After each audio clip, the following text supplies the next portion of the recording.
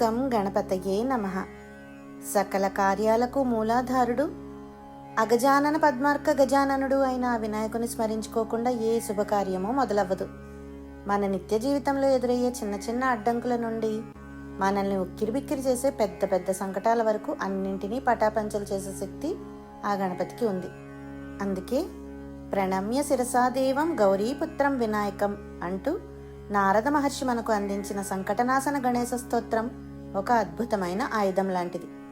ఇది కేవలం పేర్ల కలయిక కాదు, దేవుడికి భక్తుడికి మధ్య ఉండే ఒక అనుబంధం. ఆపదలో ఉన్న ప్రాణికి ఆ భగవంతుడు ఇచ్చే అభయహస్తం. ఈ స్తోత్రం ముఖ్యంగా గణేశ్వరుని 12 నామాల చుట్టూ తిరుగుతుంది. నారద పురాణంలోని స్తోత్రం ప్రకారం ఎవరైతే తన ఆయుష్ను, ధర్మాన్ని, సంపదను పెంపొందించుకోవాలని కోరుకుంటారో వారు నిత్యం వినాయకుడిని 12 రూపాల్లో స్మరించాలి. మొదటిది వక్రతుండ, లోకంలోని వంకర బుద్ధులను సరిచేస్తూ సాధకుడికి సరైన మార్గాన్ని చూపే రూపం. ఆ తర్వాతి నామం ఏకదంత. ఈ నామం ఏకాగ్రతకు చిహ్నం.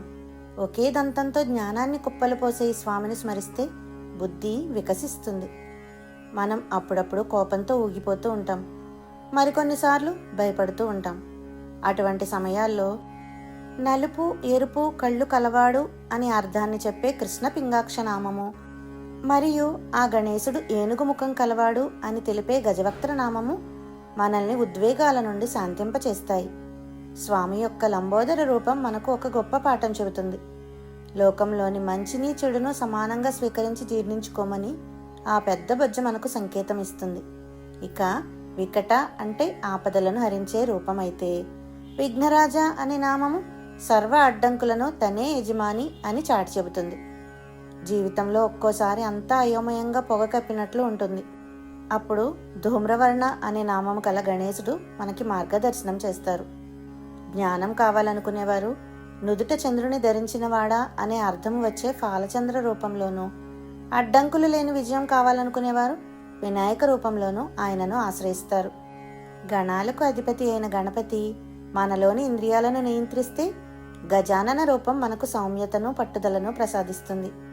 ఈ 12 నామాలు కేవలం వినాయకుని ఆకారాన్ని మాత్రమే వర్ణించవు. ఆ 12 నామాలు మన జీవితంలోని ఒక్కో దశలో ఎదురయ్యే సంక్లిష్ట పరిస్థితులకు ఒక్కో పరిష్కార మార్గం చూపుతాయి. ఈ స్తోత్రం యొక్క గొప్పతనం ఏమిటంటే, దీనిలో ఫలితం వెంటనే లభిస్తుందని నారద మహర్షి హామీ ఇచ్చారు. ఎవరైతే భక్తితో దీనిని పఠిస్తారో వారికి 6 నెలల్లోనే కోరుకున్న ఫలితం లభించే మార్గం సుగమం అవుతుంది. 1 ఏడాది పాటు నిరంతరం పఠించిన వారికి సంపూర్ణమైన సిద్ధి కలుగుతుంది. విద్యార్థులకు విద్య, ధనార్థులకు ధనం, సంతానార్థులకు పుత్రప్రాప్తి, మోక్షం కోరేవారికి పరమగతి లభిస్తుందని ఈ స్తోత్రం ఘోషిస్తుంది. ఇది కేవలం నమ్మకం మాత్రమే కాదు, వేల ఏళ్లుగా భక్తులు పొందిన అనుభూతి. నారద మహర్షి మనకు అందించిన సంకటనాశన గణేశ స్తోత్రం కేవలం చదవడం కోసం మాత్రమే కాదు, ఆ స్వామి గుణాలను మనలో నింపుకోవడం కోసం. మన కష్టాలు తీరాలని కోరుకుంటూనే ఆ కష్టాలను ఎదుర్కొనే స్థైర్యాన్ని ఇవ్వమని ప్రార్థించడమే నిజమైన భక్తి. ప్రతిరోజు ఉదయం నిద్రలేవగానే లేదా ఏదైనా పని మొదలు పెట్టే ముందు ఒక్కసారి మనసును లగ్నం చేసి ఈ నామాలను స్మరిస్తే ఆ వినాయకుడు మన వెంటే ఉండి నడిపిస్తాడనడంలో సందేహమే లేదు.